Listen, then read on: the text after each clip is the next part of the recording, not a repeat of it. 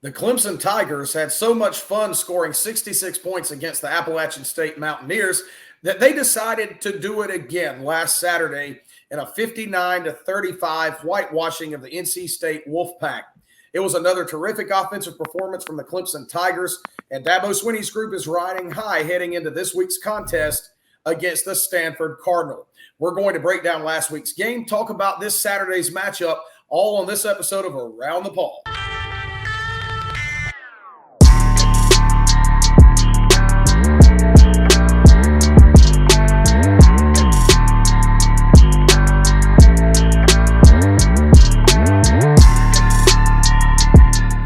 So welcome into another episode of Around the Paw. As always, I'm Garrett Mitchell, along with Griffin Barfield and Clifton Kennedy. And we have a special guest tonight, Drew Archer from the Nachos and Analysis podcast. So, Drew, welcome in. Glad to have you tonight. Absolutely. Thank y'all for having me. No doubt about it. So, guys, it was so much fun, like I said, what we did to Appalachian State, that the Tigers just decided to turn around and do it all over again. I don't think everybody was fully into their seats yet or realized what was happening, and they hear the roar of the crowd. And there goes Cade Klubnik, 55 yards or however long that run was down the middle of the field, just pulling away from everybody. And it was off to the races from about the fourth play of the game. Yeah. I think that's kind of the dream start for Clemson. I think a lot of people were blown away, though, by his speed that he had. He logged 20-plus miles an hour. He was, a top five, in terms of reaching a top speed. So, and even Dabo said that. He goes, I didn't even know that he had that speed in him. And it's really, really nice to have. Another thing I really liked the blocking. I really thought that they were able to open up the holes, which, even guys like Garrett Riley said today. Dabo said that in his presser the other day. So just overall, it just looks great. And it really started with that. Yeah, what do you think, Cliff? This has been some offensive performance we've seen for the last 2 weeks. And in some sense, we didn't even really see this back-to-back weeks all that often under Deshaun Watson or Trevor Lawrence. Yeah, I think Cade's starting to come into his own. I know when I saw him hit that hole and then he got that the receiver got that block, I think I looked over at Griffin and I just went, oh my goodness. And it was amazing. Like, just from the get-go, man, we were up 21-0, and it was crazy. Like the one thing that I've noticed as a big difference from last year and from that first game is the receivers, and just not how they're catching the ball, but how they're blocking. And and then when the offensive line blocking, I think they're the MVP of the team so far, like Dabo said in week 2. It's really eye-opening to see this offense come to life and do it 2 weeks back to back, scoring 50+ points, almost 60+. I think we should have scored that touchdown at the end of the half but we got that field goal. But yeah, I think it's great. Yeah, you touched on Cade Klubnik. You touched on Cade Klubnik there. After that Georgia game, you could have seen exactly what you saw out of DJ when they last played each other against Georgia. And I can't remember who it was in the press box at the Georgia game, but they watched Cade while the defense was out on the field, and he was confident, he was upbeat. You could sense, even though the game went the way that it did offensively against Georgia, you could sense a difference in Cade. And then the last 2 weeks with lesser competition, he's able to get the ball out to the receivers that he trusts. He's got the time to do it with that offensive line, as y'all talked about. So it's been very refreshing to see. Right, and one thing that's made this offense so deadly is not just that Cade Klubnik has improved his play at quarterback, it's that this offense is so multifaceted. There are so many ways and so many weapons that Clemson has at their disposal that they can beat you with. Griffin, one thing we talked about on the last episode was getting Phil Mafah involved in the running game, especially against a 3-man front for NC State. Well, you did that early, but, it wasn't necessitated for Mafah to have the 20-plus carries that we were all sitting here clamoring for. Phil Mafah had, 7-8 carries for 110 or more yards, and that was all he had to do because the game got out of hand so quickly. Yeah, I think that starts with opening up with the pass. He had 7 for 107 and a touchdown. He had that 40-yard rush immediately after, that whole shoulder thing that had everybody gasping for their breath. But he said that he was okay. Nothing dislocated. I know that I think it was either Cliff and I or Anthony and I were talking about like if he dislocated it because he wasn't moving his shoulder. But he's okay. I really liked what Jay Haynes was doing, though. He had a lot more carries. He had 8 for 42. He had a touchdown as well. I really liked that touchdown run, the way the offensive line were able to open that up. Overall, I think that with this team especially and how powerful they are in the run game, especially with a guy like Mafah, after watching this NC State game, you could start with opening up the pass and then beginning to run it down their throat and then kind of creating holes in that defense. And I think that's another key to the game against Stanford too. They kind of play the same way. I know we'll get to that in a little bit and all about them, but I really liked what I saw from Mafah in the limited touches. Obviously I would love to see him have more, but Jay Haynes looked really good too. Yeah, you didn't get to see a lot of Mafah, but it wasn't necessary. I liked that they gave him that carry in the second half to get him over that 100-yard mark. And we talked about it on our show this week. When was the last time we were able to play 100-plus guys like we have the last 2 weeks? And during that stretch where you had all those consecutive playoff runs, that was a big key to it, giving your starters rest, giving your young guys experience in a long 15-game season to be able to have that experience. By the time that you get to playoff time, those true freshmen are more than likely playing like sophomores and have the snaps to back it up. Yeah, Griffin, I know you were talking about Jay Haynes. I think that could be our number 2 guy, the way he's playing. He is. And, and so, I know I think I heard an interview, one from, I think it was yesterday he was on, maybe today, where he was talking about when he saw that hole open up, it was just on him to get to the end zone. It was just so wide open. Right. Now, I think you guys are absolutely right. And, I'm going to point to another play in the game. And look, by the time this happened, the game was already well out of reach. But I don't know, just from the aesthetics of the play itself, watching it, I was sitting there doing a happy dance in my living room. I just loved the play call. And that was that little end around reverse to Cole Turner. And I mean, look, he just straight outran everybody to the pylon. But that was a neat little wrinkle that we haven't seen that in the Clemson play calling, I don't think, in the last 2 to 3 seasons. Getting Cole Turner involved like that and putting him in a position to utilize his speed, look, I mean, that just makes this Clemson offense all the more dangerous. That was just a cool play to watch. Again, and Garrett Riley would have never scored that touchdown, would have never coordinated that if it wasn't for that downfield blocking. TJ Moore and Olsen Pat Henry put 2 key blocks and was able to split the defenders. Turner was able to reach the end zone, and I really, really like Turner's speed. I think that utilizing him in the backfield as a wide receiver could be actually very, very helpful. And especially when you're able to block downfield like Clemson has been able to do, especially at such a young age with guys like TJ Moore, Olsen Pat Henry, who I've consistently seen better and better blocking as the season has gone on. That could be something that you could pull out of your back pocket if, maybe a trick play of some sort or, maybe to shake up the defense. I think that it was a very good play. And like you said, Garrett, I really liked how that was called. Now, I think you registered 21.8 miles an hour on that play too. Ooh. Yeah. Picking it up and putting it down. Yeah. Yeah, it was nuts. Well, another play, and I love the Turner play, really, like I said, just because of the play call and the creativity of it all. But another play that I look at in this game, and as I was sitting on my couch and watching it on TV, I'm just like, oh my gosh, when's the last time we have seen something like this from a Clemson team? And that was the deep pass down the right sideline that TJ Moore just went up and got. When is the last time we've seen a Clemson receiver go up and high point and just take away a 50-50 ball like that? Look, TJ Moore's not the biggest guy. He's not as big as a Mike Williams or a T. Higgins or somebody like that. But he can flat go get a football.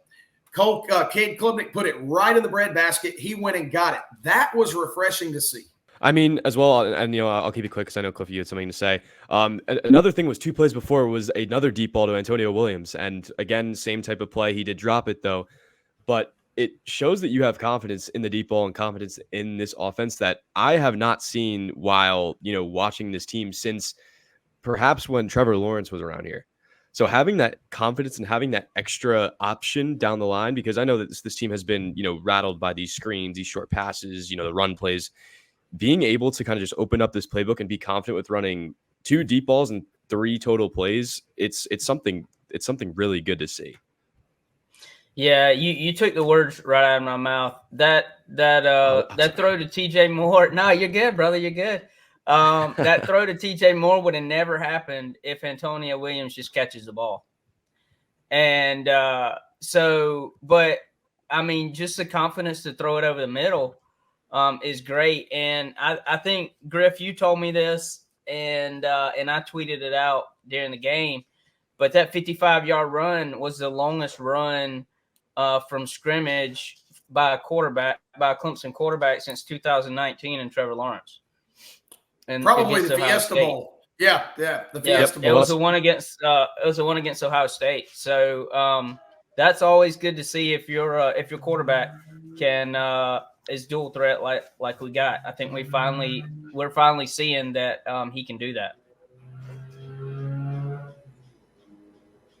Right. And so, again, just the multifaceted nature of this offense. And we saw that on Saturday.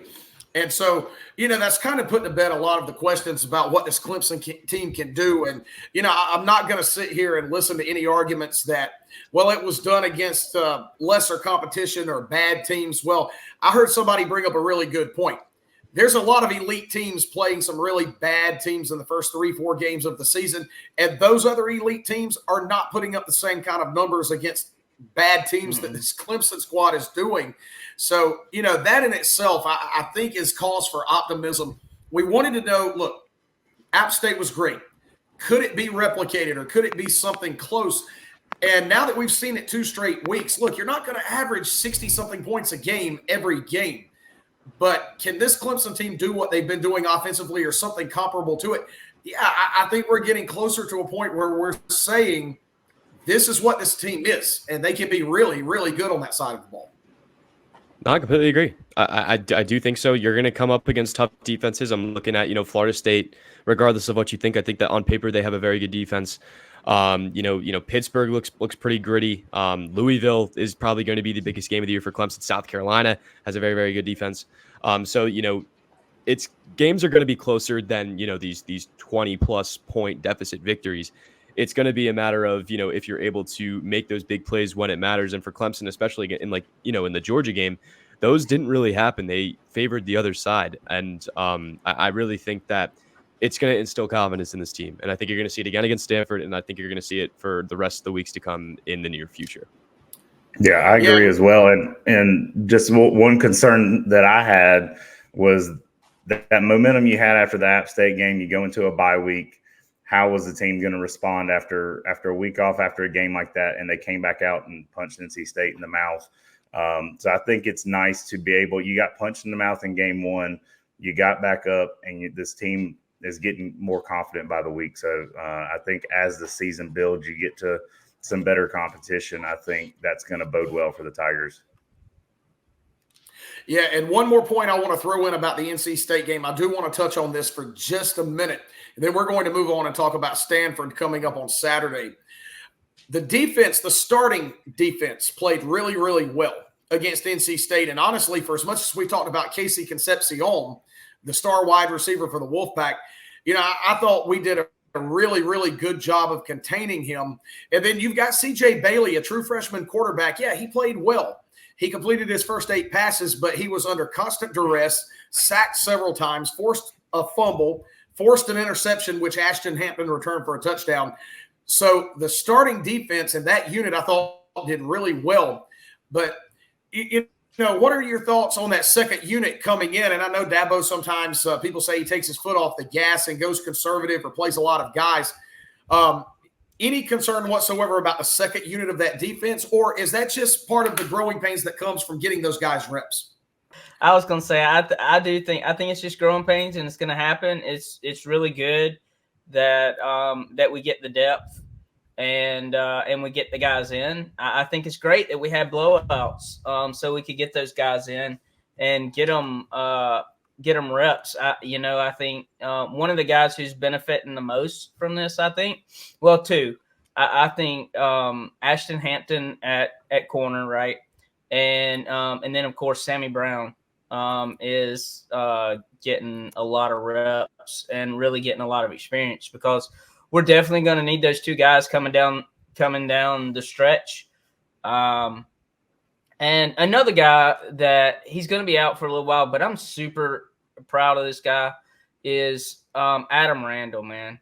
Like the tough stuff that he's been through in his time at Clemson, and he got that. I wrote an article about him the other day, and just about how gritty he is and how confident he is, and yet he got his first touchdown, which is super awesome for that guy. And Cade's roommates with him, and he was talking about how he had to get him the ball, the game ball. So I just thought that was a really cool story. Yeah, I thought Adam Randall played really well. I'm so happy for that kid. I mean, just the joy in his face when he caught that touchdown pass. And look, none of us at the time knew that was going to be the last time he had a chance to catch a touchdown for at least a month. We learned he had that injured toe. He's going to have surgery on it. He certainly did not look injured the way he played out there on the field. I thought Adam Randall was sensational on Saturday. Especially when he was blocking two guys by himself downfield. Yeah, no kidding. He's a big dude. He really is. I'll tell you what, when I look at Adam Randall, of course, he's a South Carolina kid from Myrtle Beach High School, but I do see some physical similarities to Mike Williams. I think they're a little bit they're a different type of receiver. Of course, everybody knows the story career Mike Williams had, but that was the comparison for Adam Randall coming out of high school and coming into Clemson, was a Mike Williams type receiver.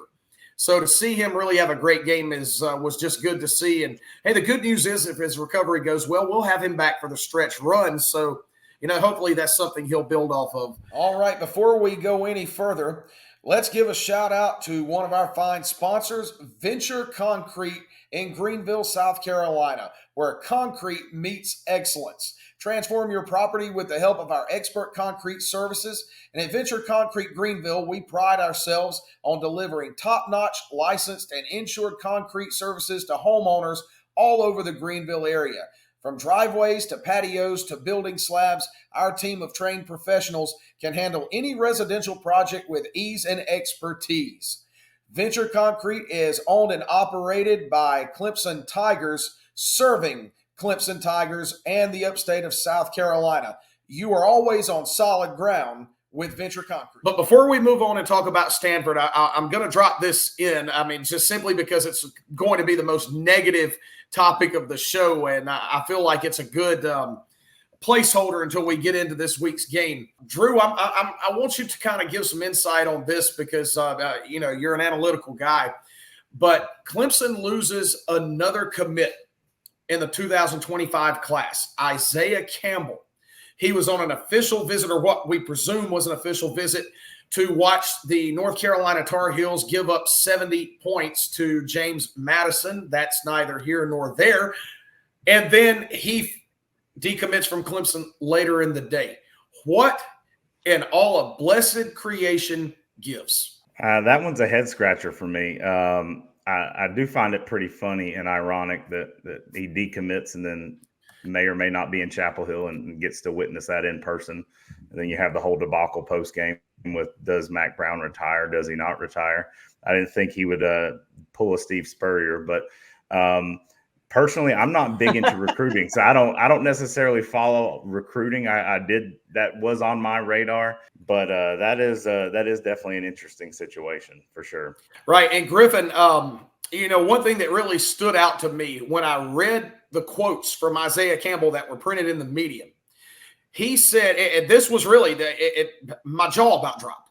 when he said now he can focus on establishing communication with other schools, other programs that share his values. Now, at the risk of standing up on an ivory tower here, when we're talking morality and values, Dabo Swinney and the Clemson Tigers will die on that hill to a fault. So if we're talking true morals and true values here, then what in the world is this kid's sense of morality, for any better way of putting it? Especially with the transfer portal too, right? And I mean, I don't know if you guys saw this news. I know it was everywhere in ESPN, the UNLV quarterback, the running back. There's no loyalty nowadays in college football. And I think one of the closest types of loyalty is coming to Clemson. I know there are a lot of guys. I'm gonna shout out Cade Klubnik for saying that. He was talking about it yesterday about the transfer portal, and he's like, I stick with my loyalty here. I'm not going anywhere. I dedicate myself to Clemson, that type of thing. So for me to see that, honestly, at the end of the day, that sounds like a transfer portal thing waiting to happen once, Campbell steps foot on campus and, for years to come. It upsets me. It really does. And I think that loyalty needs to be shown a lot more, especially in today's college football world. So that made my head scratch, Drew, and it made my head scratch too, Garrett, about this whole, what his statement said and, all that. Yeah. Preach it. Yeah. Preach. Yeah. It really didn't make any sense. When he was talking about his morals and different things like that, because to me, that's what Clemson has, and that's what Clemson preaches and everything. And I told you this in text, Garrett, and that I don't care. Like, I really don't care. If somebody commits to Clemson and then decommits and says that, they're not a Clemson guy. They're not a Clemson player. Like, they don't deserve to be in the program. That's just way I see it, because like Griffin said, it's just going to be a transfer portal guy down the road. And so I don't care. Like, I know our class is kind of thin, just from looking at it at that position, but we always find a replacement, like, within the program, I feel like. But I really don't care. Right. Well, the last thing I'll say on it is this. I saw a recent quote that I think came maybe 2 days after Campbell decommitted. And he said, oh, but Clemson is still on the table. I hate to break it to you, kid. No, they're not. No, they're not. You might want to think that they are. I promise you, Dabo Swinney has already moved on. Once you've walked out that proverbial door, you ain't coming back in. Nope. So anyway, on to bigger and better and happier subjects. This week's ball game, a very unique opponent, the Stanford Cardinal, newly minted member of the ACC, coming into Death Valley, and it's only the second time these two schools have played one another, and it has not happened in 38 years. The 1986 Gator Bowl. Clemson won that one 27-21. So just for the uniqueness of this matchup and its homecoming, Griffin, I think there's a lot to be excited about this weekend, because fans are seeing something and seeing a program that perhaps they're not familiar with unless they're a frequent connoisseur of Pac-12 after dark. No, I have to agree with you here. Interesting situation going on here with, what's going on here with the Hurricane. I think that's kind of interesting to bring up, especially with Stanford, who played at Syracuse, beat an undefeated Syracuse team by a game-winning field goal, pretty much outcoached them, in my opinion, especially on that last drive, went back to Stanford, and then came back to Clemson. So who knows what's going on with the body clock there in Stanford, but I think it's going to be an interesting game. Stanford come to play. They're a gritty team, especially when it comes to defending the run. I'll get to that in a little bit, but it should be a fun one, and it's very, very unique opponent. I think if you told me this 2 years ago or 3 years ago that Clemson would be playing Stanford at home at 8 p.m., I'd be thinking, why are you paying them for an out-of-conference opponent? Why isn't it not another team like that? Why isn't it a ranked opponent? Anything like that. So I think it's unique. I think it's interesting, and I'm excited to see what these California kids have in store.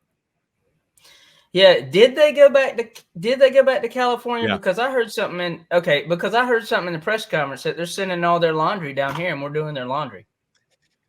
They ended Yeah, 'cause up they're going back. actually sending they ended up okay, sending all it right. back to California, but they did send their equipment Did truck they? came straight from Okay. Syracuse. Yes.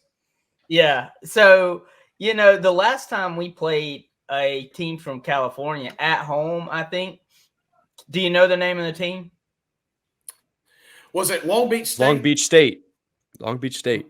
Yep, Long Beach State. He said it. They said it in the press 1990. conference on Tuesday. I was Yeah, 5 I couldn't years remember the old, year. 1990. Yeah, but You'd be it's good at bar crazy that trivia. Clemson's only. Yeah, it's Oh, I've been crazy told. that we've only played. Yeah. It's crazy that we've only played, 2 teams from California at Death Valley. I think, from if I'm correct in saying that, but I might be wrong. But it's just crazy that. But I think it's going to be a fun game. I wish I could be there, but I've got some family obligations that I gotta attend to. But it's going to be a fun game, and from listening to Dabo, and watching the Syracuse game, their quarterback's not a pushover, and their quarterback's kind of good, I think, and they have a receiver. And from what he's saying, their defense is kind of gritty. So we'll see what happens. It's going to be a fun game. Right. That quarterback, Ashton Daniels, 562 yards passing.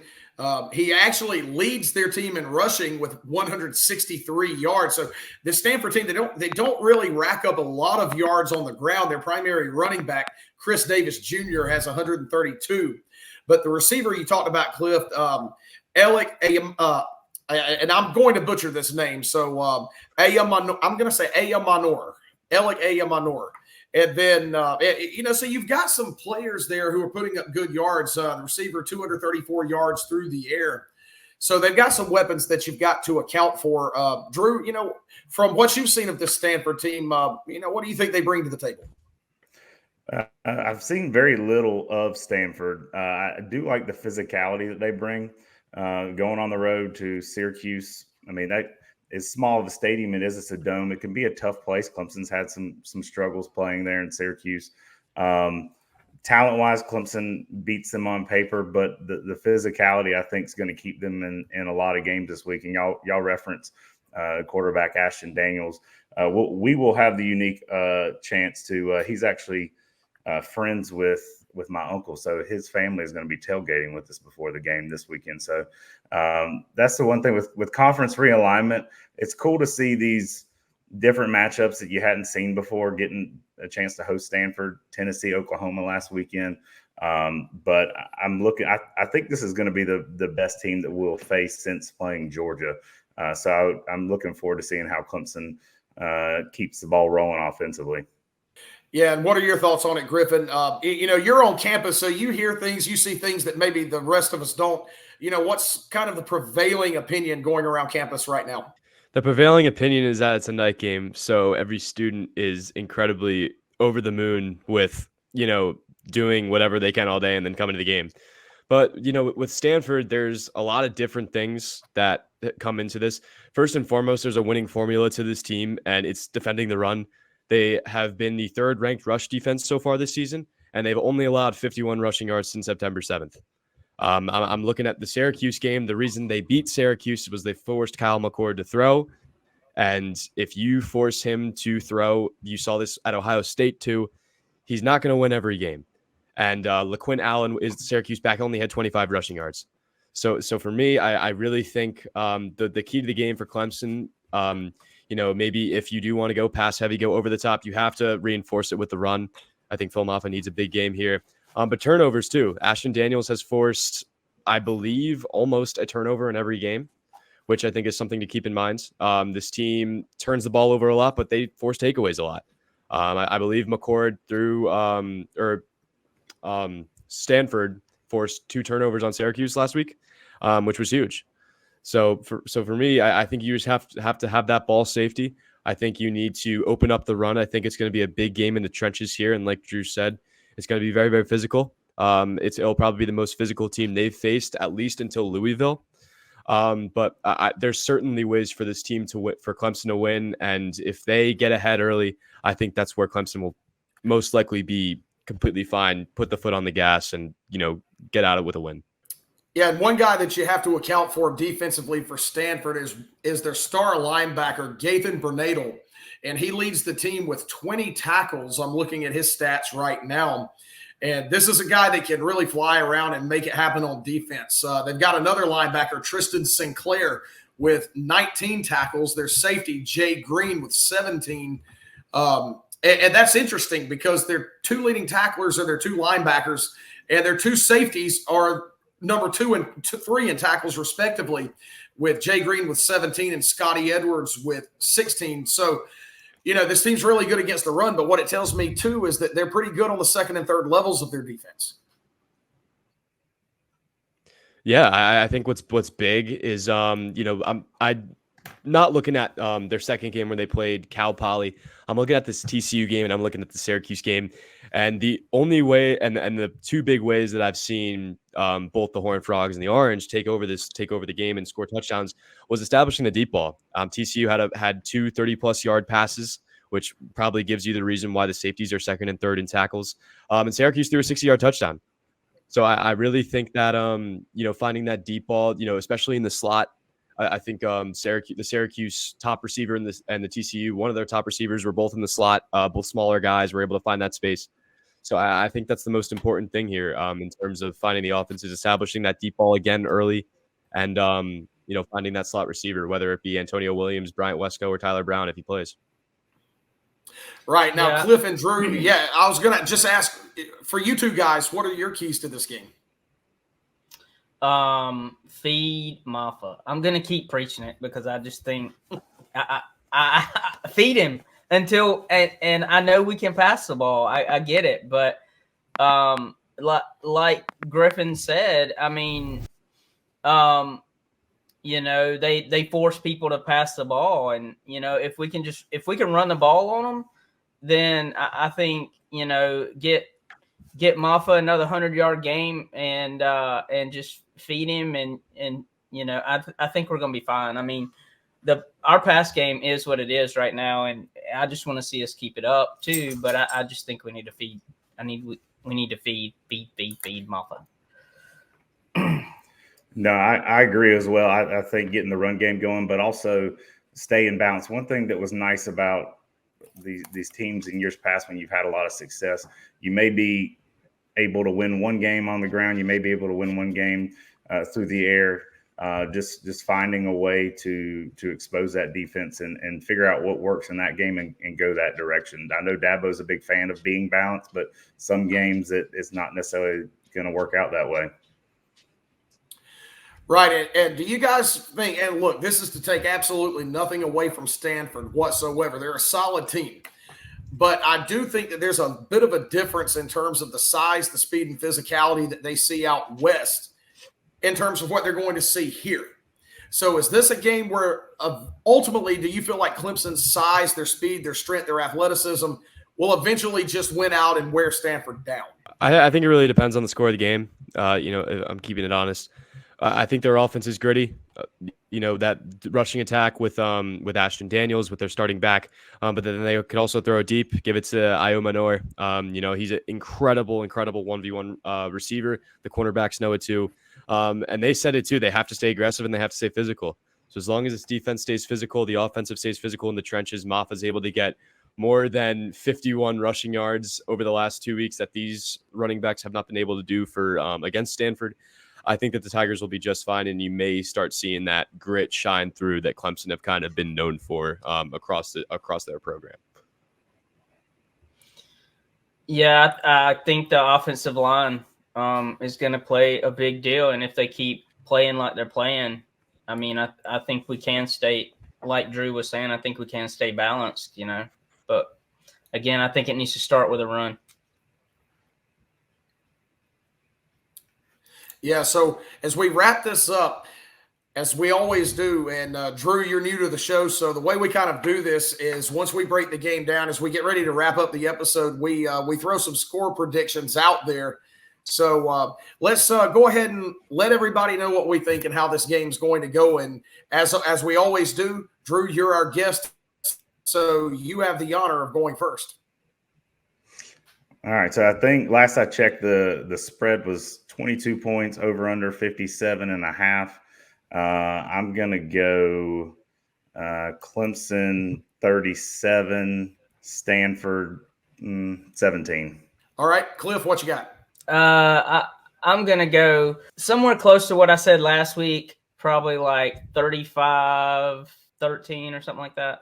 All right, you're up, Griff. I mean, I've been wrong in terms of spread the whole year so far. I picked Clemson a close, or Georgia in a close one against Clemson. I think I picked Clemson in a close one against App State and Clemson in a close one against NC State. I hope it happens. Antonio Williams is my X factor. I think he has a huge game once again. I have 42 Clemson, 17 Stanford. You cheeky bugger. You just picked my score. So maybe we have some sort of telepathic connection. I don't know. So now I've got to come up with a whole new score on the fly. I was going Clemson to cover. 42-17 was actually what I was going to pick. But you know what? Heck with it. Great minds think alike. 42-17. You and I are on the same bingo card. 42-17. Great minds think alike. It's what they always say. So let's hope it happens. Hey, absolutely love it. Well, that's going to wrap it up for this episode of Around the Paw. Looking forward to Saturday. It'll be my first game of the year. I'll be up in the box and cannot wait. Night game in the Valley. There's absolutely nothing like it. And I'm already like a kid counting down to Christmas morning because I know it's going to be a lot of fun. And, all we can say is go Tigers, get it done, and keep this train rolling, guys. So any final thoughts before we sign it off going into this one? Not at all. Yeah. Excited for another night game of the Valley. Yep, that too. And Drew, tell us a little bit about your podcast and Yes. and not just an analysis. Please do.